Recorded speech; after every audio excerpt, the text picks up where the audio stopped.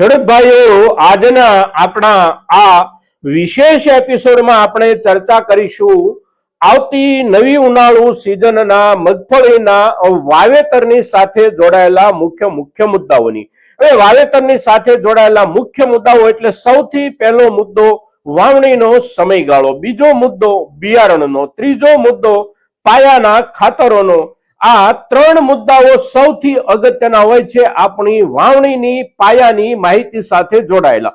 ત્યાર પછી પાક પ્રગતિના પીરિયડ દરમિયાન વાતાવરણ કેવું છે એના આધારે આપણે આપણા પાક સાથે નવા રૂપમાં કામ કરવાનું રહેતું હોય છે. પણ પાયામાં સૌથી અગત્યની જે કાંઈ 3-4 બાબતો છે મગફળીના વાવેતરને લઈને, એ બાબતોની જ્યારે આપણે આજે ચર્ચા કરીએ છીએ અને પાછળના એપિસોડ જે કાંઈ આપણે તૈયાર કર્યા નવા વાવેતર માટેના, એ દરેક પાકના નવા વાવેતરના એપિસોડમાં પણ ખૂબ બધા દર્શકો તરફથી મગફળીના વાવેતરની ચર્ચાની જે કાંઈ કોમેન્ટો આવી છે એ બધી કોમેન્ટોને ધ્યાનમાં રાખી અને આજે જ્યારે આપણે સવિસ્તૃત ચર્ચા કરીએ છીએ ત્યારે આજના આપણા એપિસોડમાં, આજના વિડીયોમાં આપ સૌ દર્શક મિત્રો અવશ્ય બન્યા રહેજો.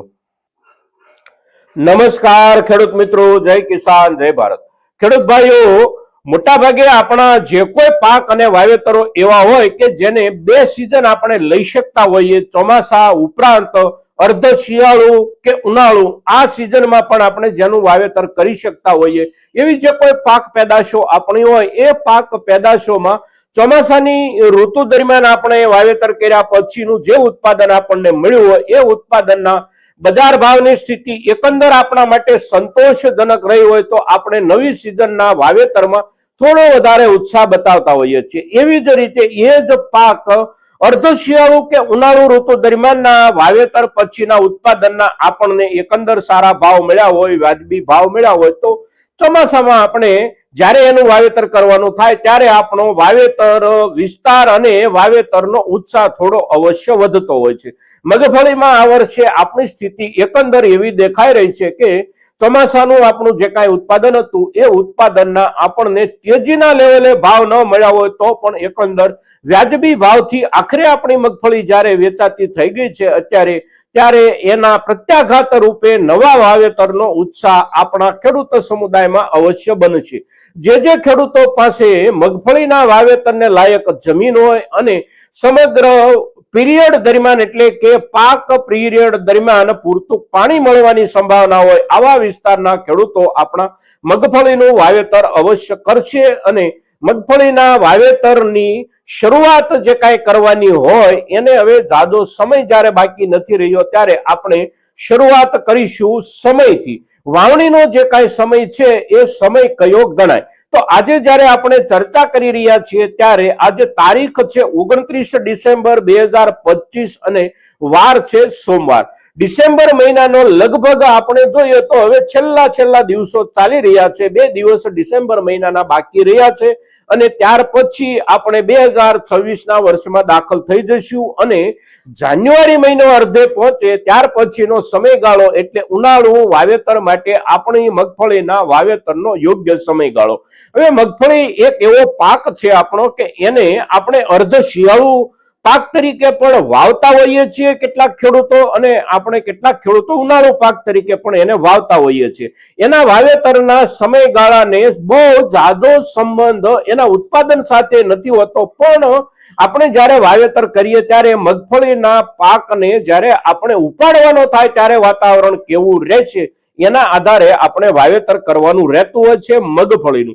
એટલે ઉપાડવાનો જે કાંઈ સમય આવતો હોય એ સમય ચોમાસાથી બિલકુલ નજીક ન આવી જાય, આ મુદ્દાને ધ્યાનમાં રાખી અને વાવેતર આપણે કરીએ. સાથે વાતાવરણમાં ઉગાવાને લઈને વાતાવરણની કોઈ પણ બીજને ઉગાડવાની ક્ષમતાની સ્થિતિ કેવી છે, ગરમીના હિસાબથી, તડકાના કે ઠંડીના હિસાબથી, એના આધારે આપણે પાક્કો સમય નક્કી કરીએ તો આપણા મગફળીના વાવેતરનો યોગ્ય અને અનુકૂળ સમય એટલે જાન્યુઆરી મહિનાની 15 તારીખથી લઈ અને ફેબ્રુઆરી મહિનાની લગભગ 10 થી 15 તારીખ એટલે 25 થી 30 દિવસનો સમયગાળો આપણી ઉનાળુ મગફળીના વાવેતરનો યોગ્ય સમયગાળો છે. હવે આ સમયગાળાના દિવસો દરમિયાન આપણે વાવેતર કરવું હોય તો આપણી જમીનની જે કાંઈ અનુકૂળતાઓ પાછળની સિઝનના પાક લેવાઈ ગયા પછીની અગર તો પાક ઉભો હોય તો એને આપણે કયા સમયે કાઢીએ એના આધારે આપણે વાવેતરનો નિર્ણય કરી શકીએ. આ 25 થી 30 દિવસ દરમિયાન વાવવાનું. હવે બિયારણની આપણે વાત કરીએ તો મગફળી એક એવો પાક છે કે આપણા ગુજરાતનો તેલીબિયા પાક આપણે જોઈએ તો સૌથી વધારે વિસ્તારમાં હોવાતો તેલીબિયા સ્વરૂપનો રોકડિયો પાક આપણો મગફળીનો પાક છે. અને તેથી આપણી ગુજરાતની તમામે તમામ કૃષિ યુનિવર્સિટીઓએ તેલીબિયા પાકોમાં જે કાંઈ બિયારણને લઈને સંશોધનો કર્યા હોય એ તમામ સંશોધનોમાં સૌથી વધારે મહેનત જેની પાછળ કરી હોય એ સંશોધન છે આપણા મગફળીના પાકનું. એટલે આપણી પાસે મગફળીની જે કાંઈ અત્યાર સુધીમાં સુધારીને તૈયાર કરવામાં આવેલી જાતો છે એ જાતો બહુ જાજી છે. અને એ બહુ જાજી પણ એટલા માટે છે કે આપણો વાવેતર વિસ્તાર ખૂબ મોટો છે અને ત્રણેય સિઝનમાં આપણે ત્યાં મગફળીનું વાવેતર થતું રહે છે ઓછા વત્તા પ્રમાણમાં. હવે વાવેતરમાં વિસ્તાર પ્રમાણે દરેક જાતો જુદું જુદું પરિણામ આપતી હોય છે. વિસ્તાર આપણે જોઈએ તો મહત્તમ વાવેતર આપણું જે કાંઈ થતું હોય એ સૌરાષ્ટ્રમાં થાય છે, બીજા ક્રમે ઉત્તર ગુજરાત, ત્યાર પછી કચ્છનો વિસ્તાર, કેટલોક વિસ્તાર પૂર્વ ગુજરાતનો. આ મુખ્ય વાવેતરના વિસ્તારો છે આપણા મગફળીના પાકના. પણ દરેક જગ્યાએ સિઝન પ્રમાણે બિયારણ જુદું જુદું વવાતું હોય છે અને જુદા જુદા બિયારણ પ્રમાણે જુદું જુદું પરિણામ મળતું હોય છે. સૌરાષ્ટ્રની સ્થિતિ આપણે જોઈએ તો પણ આપણા સૌરાષ્ટ્રના વાતાવરણમાં ખૂબ મોટો તફાવત છે. આપણા સૌરાષ્ટ્રનો જે ઉત્તર સૌરાષ્ટ્રનો ભાગ છે ત્યાં જે બિયારણો વવાતા હોય એ બિયારણો આપણા દક્ષિણ સૌરાષ્ટ્રના ભાગમાં એટલે કે જામનગર, સુરેન્દ્રનગર જિલ્લો આ વિસ્તારમાં વવાતા બિયારણોની સરખામણીએ મહુવા હોય, અમરેલીનો દક્ષિણ તરફનો વિસ્તાર હોય તો ત્યાં જુદું બિયારણ વવાતું હોય. એવી જ રીતે આપણો પશ્ચિમ સૌરાષ્ટ્રનો વિસ્તાર એટલે આપણું ગીર સોમનાથ, પોરબંદર, દેવભૂમિ, દ્વારકા આ વિસ્તારમાં પણ અલગ બિયારણો વવાતા હોય. ને મધ્ય સૌરાષ્ટ્રનો આપણો વિસ્તાર એટલે આપણો રાજકોટ જિલ્લો, સુરેન્દ્રનગર જિલ્લાનો દક્ષિણ ભાગ, ભાવનગર જિલ્લાનો પશ્ચિમ અને ઉત્તર તરફનો હિસ્સો, બોટાદ જિલ્લો આ બધા વિસ્તારોમાં પણ અલગ અલગ બિયારણો વવાય છે અને દરેક સિઝનમાં અલગ અલગ બિયારણો વવાય છે. એટલે આપણે કઈ જગ્યાએ કયા વિસ્તારમાં વાવેતર કરવા માંગીએ છીએ એના આધારે આપણે બિયારણ પસંદ કરીએ. કોઈ એક જાત સ્પેશિયલ અહીંથી ભલામણ કરીએ એનો કોઈ અર્થ રહેતો નથી, કારણ કે મગફળીના વાવેતરમાં બિયારણ વૈવિધ્ય સૌથી વધારે છે આપણી ગુજરાતની પાસે. અને વિસ્તાર પ્રમાણે વાતાવરણ વૈવિધ્ય પણ એટલું બધું છે કે આપણી આસપાસના ગામડાઓમાં આપણે જે સારી રીતે લઈ શકતા હોઈએ પાક અને જેનો આપણને સારો અનુભવ હોય એવું બિયારણ આપણે વાવવાનો આગ્રહ રાખીએ. પણ એમાં એક વાત મોટા ભાગે ક્લિયર રહેતી હોય છે કે અત્યારના સમયનું આપણું વાવેતર ઉભડી જાતો પૈકીની કોઈ પણ એક જાત આપણે પસંદ કરીએ તો આપણને વિશેષ અનુકૂળતા રહેતી હોય છે. હવે આ બિયારણની વાત થઈ. ત્યાર પછી આપણે ખાતરની વાત કરીએ તો પાયાના ખાતર તરીકે મગફળી એક એવો પાક છે કે એની જરૂરિયાત બાકીના જે કોઈ પાકો હોય એના કરતા થોડી અલગ પ્રકારની હોય છે.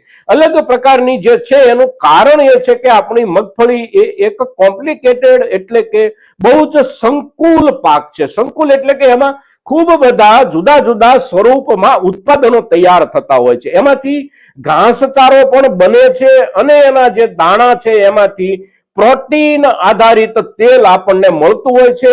અને આ જે ઉત્પાદનો છે આપણા એ ઉત્પાદનો જુદા જુદા રૂપમાં સંકુલ રૂપમાં જ્યારે મળે છે ત્યારે આખા મગફળીના છોડની પોષક જરૂરિયાત પણ ખૂબ વૈવિધ્યપૂર્ણ છે, ખૂબ સંકુલ એટલે કે કોમ્પ્લિકેટેડ છે. અને તેથી આ મુદ્દાને ધ્યાનમાં રાખી અને આપણે મગફળીના પાક માટે પાયાના ખાતરની પસંદગી કરવાની છે. હવે મગફળીની ઉપજની જે મુખ્ય ખાસિયત છે એ મુખ્ય ખાસિયત એટલે એનું તેલીબિયાપણું. એની અંદરથી આપણે મહત્તમ કાંઈ પણ મેળવીએ છીએ તો એ તેલ મેળવીએ છીએ અને તેલનું બંધારણ એટલે પ્રોટીન તત્વ. પ્રોટીન તત્વ જે કંઈ છે એને કેટલું મેન્ટેન કરી શકાય અને એને મેન્ટેન કરવા માટે વનસ્પતિની જરૂરિયાત મુજબ કયા તત્વો વધારે અગત્યના છે એના તરફ આપણે સૌથી વધારે ધ્યાન આપવાનું છે. તો એમાં મેન્ટેન કરનારા જે તત્વો છે પ્રોટીનને મેન્ટેન કરનારા તત્વોને જેના આધારે તેલની ગુણવત્તા સુધરે, તેલની ટકાવારી વધે, આ મુદ્દાઓ એટલે આપણી મગફળીના પાકના ઉત્પાદન અને ગુણવત્તાના સૌથી અગત્યના મુદ્દાઓ. અને એમાં જરૂરી જે કાંઈ તત્વ છે એ તત્વ એટલે સલ્ફેટ અને મેગ્નેશિયમ તત્વો. આ બંને તત્વો ગૌણ તત્વો છે. મુખ્ય પોષક તત્વો જે 3 છે એ સિવાયના 3 આપણા જે ગૌણ તત્વો છે એ 3 ગૌણ તત્વો પૈકી આ 2 તત્વો છે, મેગ્નેશિયમ અને સલ્ફર. એટલે મગફળીના પાકમાં મુખ્ય પોષક તત્વો આપણે જે કાંઈ ગણીએ છીએ એ સિવાય ગૌણ પોષક તત્વોની પણ એકંદર વિશેષ જરૂરિયાત છે. અને ગૌણ પોષક તત્વો 3 મગફળીના પાક માટે ખૂબ અગત્યના છે. એટલે આ 3 તત્વો પૂરતા પ્રમાણમાં પાયામાંથી મળે એ પ્રમાણે આપણે પાયાના ખાતરનું પ્રબંધન કરવાનું છે. હવે મોટા ભાગે આપણે ત્યાં બહુ લાંબા સમયથી અને મોટા ભાગના પાકોમાં પાયાના ખાતર તરીકે વપરાતા જે કોઈ ખાતરો છે એમાં મુખ્ય 2 ખાતરો આપણે સૌથી વધારે વાપરીએ છીએ. એ ખાતરો છે ડીએપી અને એનપીકે 12-32-16. હવે ડીએપી જે છે એ ડીએપી ખાતર આપણા કેટલાક ખેડૂતોને એવી રીતે મગજમાં બેસી ગયું છે કે બીજું કોઈ પણ ખાતર પાયાના ખાતર તરીકે વિશેષ રૂપમાં કામ ન આપી શકે એવી આપણે એક મજબૂત માનસિકતા જે ખેડૂતોએ બનાવી લીધી છે એ ખેડૂતો માટે કોઈ ચર્ચાની શક્યતા નથી, એમને માટે કોઈ ચર્ચા લાગુ પણ નથી પડતી. પણ જે ખેડૂતો વિચારવા તૈયાર છે એવા ખેડૂતો અવશ્ય વિચારે કે આપણા મગફળીના પાકને આપણે જ્યારે વાવીએ છીએ ત્યારે પાયાના ખાતર તરીકે આપણે ડીએપી આપ્યું હોય તો એનો આપણને જે લાભ દેખાતો હોય એના કરતા પણ વિશેષ લાભ મળવાની શક્યતાઓ બીજા ખાતરો આપણે પાયામાં આપીએ તો હોય છે. એટલે આપણે પ્રયોગો કરવા તરફ વળવાની તૈયારી અવશ્ય બતાવીએ. હવે ડીએપી જે છે આપણું એની અંદરથી આપણને ફોસ્ફરસ પૂરતા પ્રમાણમાં મળે છે, સાથે સાથે નાઇટ્રોજનનો જથ્થો પણ મળે છે, પણ માત્ર 2 જ તત્વો મળે છે. એ સિવાયની આપણા મગફળીના પાકની બધી જ જરૂરિયાતો બાકી રહી જાય છે પાયામાં આપણે ડીએપી વાપરીએ છીએ તો. એની જગ્યાએ કેટલાક ખેડૂતો એનપીકે 12-32-16 વાપરે છે તો એમાંથી આપણી 3 જરૂરિયાતો સચવાય છે. એક નાઇટ્રોજન, બીજું ફોસ્ફરસ અને ત્રીજું પોટેશિયમ. નાઇટ્રોજન એમાંથી આપણને મળે છે 12%, ફોસ્ફરસ મળે છે 32% અને પોટેશિયમ મળે છે 16%. એટલે આ 3 મુખ્ય પોષક તત્વો એમાંથી મળે છે.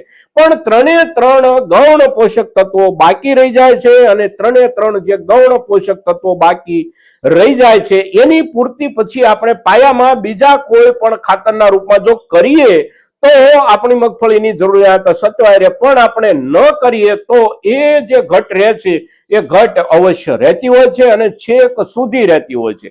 એટલે એ જે ઘટ રહી જાય છે ગૌણ પોષક તત્વોની, એ ઘટનું પરિણામ એટલે પ્રગતિ પીરિયડ દરમિયાન આપણી મગફળીમાં કેટલાક પ્રકારના રોગ દેખાવા, કેટલીક નબળાઈ દેખાવી, પીળાપણું દેખાવું, આવું બધું જે કાંઈ થતું હોય એ આખરે આ ગૌણ પોષક તત્વોની ઉણપના કારણે થતું હોય છે. કારણ કે મગફળીના છોડની જરૂરિયાત જે કાંઈ છે આપણે જોયું તેમ તેલના બંધારણ માટેની એ જરૂરિયાતો આ 2 પૈકી એકેય ખાતરથી સચવાતી નથી. કારણ કે આ બંને ખાતરો પૈકી આપણે કોઈ પણ ખાતરમાં સલ્ફેટ તત્વ મેળવી શકતા નથી, મેગ્નેશિયમ તત્વ મેળવી શકતા નથી, જેના કારણે આપણી જે તકલીફ છે એ ઊભી રહી જાય છે મગફળીના વાવેતરમાં.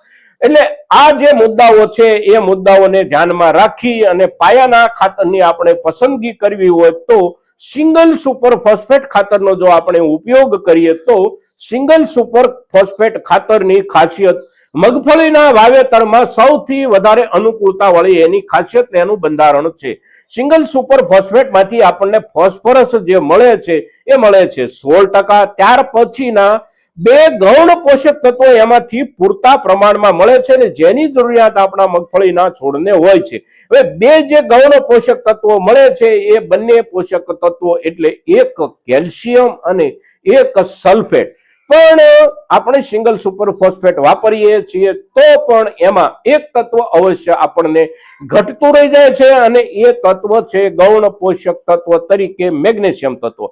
તો એની પૂર્તિ પણ આપણે અવશ્ય વિશેષ સ્વરૂપમાં કરવાની રહે છે જો આપણે સિંગલ સુપર ફોસ્ફેટ વાપરીએ છીએ તો. પણ સાથે સાથે સિંગલ સુપર ફોસ્ફેટમાં આપણને પોટેશિયમ પણ નથી મળતું અને આમાંથી આપણને નાઇટ્રોજન પણ નથી મળતું. એટલે આ બંને તત્વો પણ આપણે અવશ્ય કોઈને કોઈ રૂપમાં આપણે સાથે ઉમેરવાના રહેતા હોય છે. અને મેગ્નેશિયમની ઘટ પૂરી કરવા માટે પણ આપણે મેગ્નેશિયમ તત્વ જેની અંદર પૂરતા પ્રમાણમાં મળતું હોય એવું ખાતર આપણે આની સાથે ઉમેરવાની જરૂરિયાત આપણી રહેતી હોય છે. હવે પાયાના ખાતરો આ જે કાંઈ છે એ પાયાના ખાતરોનું જે આખું માળખું છે આપણું, એની ચર્ચા આપણે કરીએ. હવે આપણે આ પૈકીનું કોઈ પણ ખાતર વાપરવા માંગતા હોઈએ તો એનો જથ્થો કેટલો વાપરવાનો છે, તો આપણે ડીએપી વાપરીએ છીએ તો સહજ સામાન્ય રૂપમાં આપણે જોઈએ તો લગભગ 20 કિલોથી લઈને 25 કિલો એક વીઘામાં મહત્તમ ડીએપી આપણે વાપરીએ, એનાથી વધારે ન વાપરીએ. એનપીકે 12-32-16 વાપરીએ છીએ તો 25 કિલોથી વધારે ન આપીએ. પણ સિંગલ સુપર ફોસ્ફેટ આપીએ છીએ આપણે તો 30 કિલો ઓછામાં ઓછું આપીએ. પછી આપણે વધારેમાં વધારે 40 થી 45 કિલો સુધી સિંગલ સુપર ફોસ્ફેટ આપી શકીએ છીએ. હવે સિંગલ સુપર ફોસ્ફેટ આપીએ છીએ તો પોટેશિયમની જરૂરિયાત માટે આપણે એમઓપી એટલે કે મ્યુરેટ ઓફ પોટાશ વાપરી શકીએ છીએ. અને મેગ્નેશિયમ જે કાંઈ ઘટે છે એ ઘટની પૂર્તિ માટે આપણે મેગ્નેશિયમ સલ્ફેટ કેટલુંક વાપરી શકીએ છીએ. પણ એનો વપરાશ આપણે એસએસપી વાપરીએ છીએ તો એમાંથી મળતા સલ્ફરના ભાગને ધ્યાનમાં રાખીને આપવાનું છે. કારણ કે મેગ્નેશિયમ સલ્ફેટમાંથી પણ સલ્ફર મળે છે, એટલે સલ્ફરનો જથ્થો વધી ન જાય એ પણ આપણે કાળજી રાખવાની છે. અને તેથી આપણે મેગ્નેશિયમ સલ્ફેટ સાથે ઉમેરીને પાયામાં આપીએ છીએ તો મેગ્નેશિયમ સલ્ફેટ આપણે 8 થી 10 કિલો જ મહત્તમ આપીએ, એનાથી વધારે ન આપીએ પાયાના ખાતર તરીકે.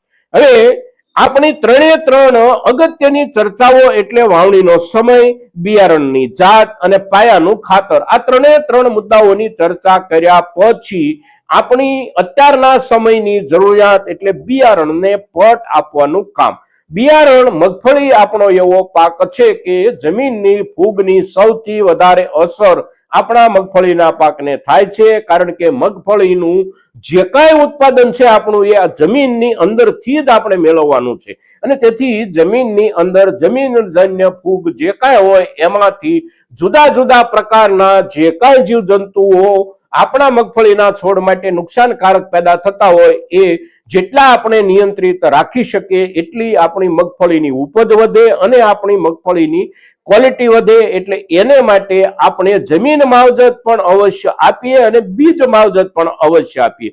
જમીન માવજત જે આપવાની છે એ જમીન માવજત એટલે ટ્રાઇકોડર્મા પાવડર અવશ્ય આપણે આપીએ. ટ્રાઇકોડર્મા પાવડર આપ્યા વિના આપણે મગફળીનું વાવેતર ન કરીએ મિત્રો. ટ્રાઇકોડર્મા પાવડર આપણા જુનાગઢ કૃષિ યુનિવર્સિટી તરફથી સંશોધિત જે ટ્રાઇકોડર્મા પાવડર આપણને ઉપલબ્ધ છે એ ટ્રાઇકોડર્મા પાવડર આપણે મેળવીએ, યુનિવર્સિટી પાસેથી મેળવવાનો પ્રયાસ કરીએ. ત્યાંથી ન મળે તો આપણે બીજે કોઈ પણ જગ્યાએ જ્યાંથી મળતો હોય ખાતરીબંધ સ્વરૂપમાં ત્યાંથી આપણે મેળવીએ અને 1 વીઘામાં 1 કિલો ટ્રાઇકોડર્મા પાવડર આપણે જમીન માવજતના રૂપમાં આપીએ. ટ્રાઇકોડર્મા જે છે એ સંપૂર્ણપણે એક જૈવિક ફોર્મેટ છે અને તેથી એને આપતી વખતે કોઈ પણ રાસાયણિક ખાતર સાથે મેળવીને ન આપીએ. કોઈ પણ જૈવિક પદાર્થ એટલે કે બાયો એલિમેન્ટ સાથે મેળવીને જ એને આપીએ. પછી બાયો એલિમેન્ટ તરીકે આપણે દેશી છાણિયું ખાતર વાપરી શકીએ, માટી પણ વાપરી શકીએ, પણ એને કોઈ પણ રાસાયણિક ખાતર સાથે મેળવી અને આપણે ન આપીએ, આટલું ધ્યાન રાખીએ. મગફળીના બિયારણને પટ આપવા માટે આપણે બિયારણના પટ તરીકે થાયરમ મેન્કોજેબ પાવડરનો પટ આપીએ. 1 કિલો બિયારણ સામે 3 ગ્રામ જેટલો આપણે આ પાવડરનો પટ આપી અને આપણા બિયારણની પણ બીજ માવજત અવશ્ય કરીએ મિત્રો. મગફળીના પાકની પાયાની જે કાંઈ માહિતીઓ, વાવેતરની માહિતીઓ જે કાંઈ છે એની શક્ય તેટલી ચર્ચા આજના એપિસોડમાં આપણે કરીએ છીએ. મગફળીના પાક પીરિયડ દરમિયાન જે કાંઈ જરૂરિયાતો હશે એ જરૂરિયાતોના આધારે આપણે અવશ્ય પાક પ્રગતિના પીરિયડ દરમિયાન કરવાની થતી સારવારની પણ ચર્ચા કરીશું મિત્રો. આજના દિવસે આપણા મગફળી જેવા અગત્યના પાકની નવી સિઝનની વાવણીની જે કાંઈ ચર્ચા આપણે કરીએ છીએ એ ચર્ચા આપણા મહત્તમ ખેડૂતો સુધી પહોંચે ખૂબ જરૂરી છે અને આપ સૌના પ્રયાસોની અપેક્ષા સાથે જય કિસાન, જય ભારત.